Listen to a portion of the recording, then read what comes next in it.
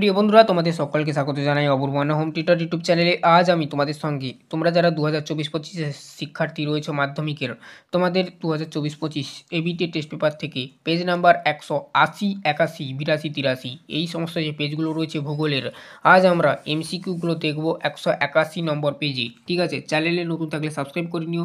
তোমরা প্রত্যেকটি চ্যাপ্টার থেকে ভূগোলের এমসিকিউর একটা প্লেলিস্ট, এসিকিউ প্লেলিস্ট, এলএকিউ প্লেলিস্ট পেয়ে যাবে। এমসিকিউ প্লেলিস্টের মধ্যে তোমাদের ভূগোল বিষয়ে যে কটা চ্যাপ্টার রয়েছে সমস্ত চ্যাপ্টারের এমসিকিউ পেয়ে যাবে।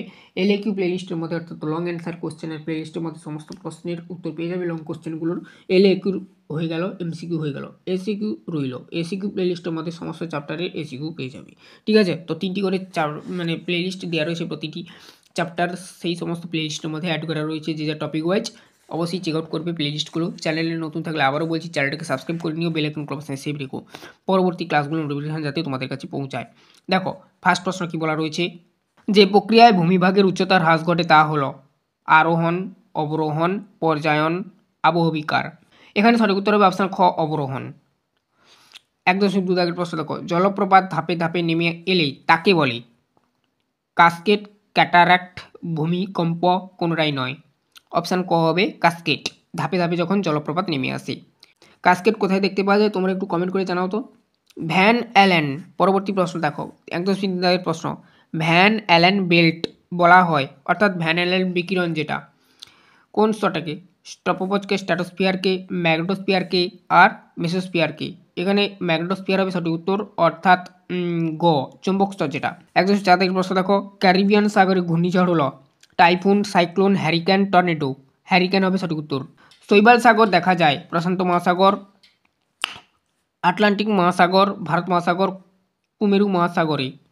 শৈবাল সাগরটা দেখা যায় আটলান্টিক মহাসাগরে, আটলান্টিক মহাসাগর হবে সঠিক উত্তর, অপশান খ। নরওয়ে, হামফরেস্ট বন্দর শীতকালে বরফমুক্ত থাকার কারণ উত্তর আটলান্টিক স্রোত, ল্যাব্রাডোর স্রোত, ব্যাঙ্গুলিয়া স্রোত, ক্যানারি স্রোত। উত্তর আটলান্টিক স্রোত হবে, অপশান ক হবে সঠিক উত্তর। 1.7 প্রশ্ন, ফ্লাই অ্যাশ এর উৎস হল তাপবিদ্যুৎ, জলবিদ্যুৎ, পারমাণবিক বিদ্যুৎ, বায়ু শক্তি কেন্দ্র। তাপবিদ্যুৎ হবে সঠিক উত্তর, তাপবিদ্যুৎ কেন্দ্র থেকে ফ্লাই অ্যাশ পাওয়া যায় বা উৎপন্ন হয়। মহারাষ্ট্রের উপকূল অঞ্চলকে বলা হয় মালাবার উপকূল, কোঙ্কণ উপকূল, করমণ্ডল উপকূল, কোনোটাই নয়। কোঙ্কণ উপকূল হবে।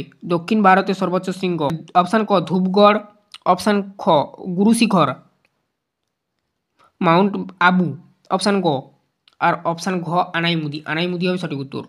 অম্রবৃষ্টি দেখা যায় দক্ষিণ ভারতে, অপশান ক, অপশান খ পশ্চিম ভারতে, অপশান ক পূর্ব ভারতে, আর অপশান ঘ উত্তর ভারতে। দক্ষিণ ভারত হবে, অর্থাৎ অপশান ক হবে সঠিক উত্তর, দক্ষিণ ভারতে দেখা যায় অম্রবৃষ্টি। ভারতের সবচেয়ে বেশি অঞ্চল জুড়ে আছে লোহিত মৃত্তিকা, পলি মৃত্তিকা, কৃষ্ণ মৃত্তিকা আর মরু মৃত্তিকা।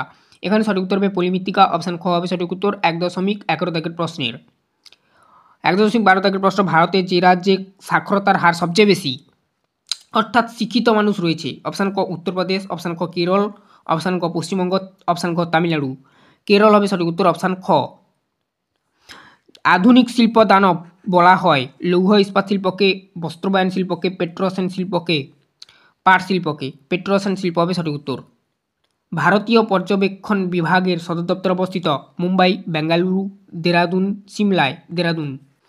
এই ছিল টোটাল তোমাদের 14টি এমসিকিউ প্রশ্নের উত্তর। এরপর আমরা পার্ট 2তে এই চ্যাপ্টারেরই এসিকিউগুলো করে দেবো, ওই প্লেলিস্টের মধ্যে পেয়ে যাবে। কোন প্লেলিস্ট? SCQ playlist. তারপর এলকিউগুলো করে দেবো, এলকিউ প্লেলিস্টের মধ্যে সেটা আবার পেয়ে যাবে। সমস্ত চ্যাপ্টারের প্রতিটি এমসিকিউ প্রশ্ন এমসিকিউ প্লেলিস্ট, এলকিউ প্রশ্ন এলকিউ প্লেলিস্ট, এসিকিউ প্রশ্ন এসিকিউ প্লেলিস্টের মধ্যে রয়েছে। আর চ্যানেলে নতুন থাকলে সাবস্ক্রাইব করে নিও, বেল আইকন অপশানে সেভ রেখো। তোমাদের যদি কিছু কমেন্ট করে জানার থাকে কমেন্ট করে জানাতে পারো।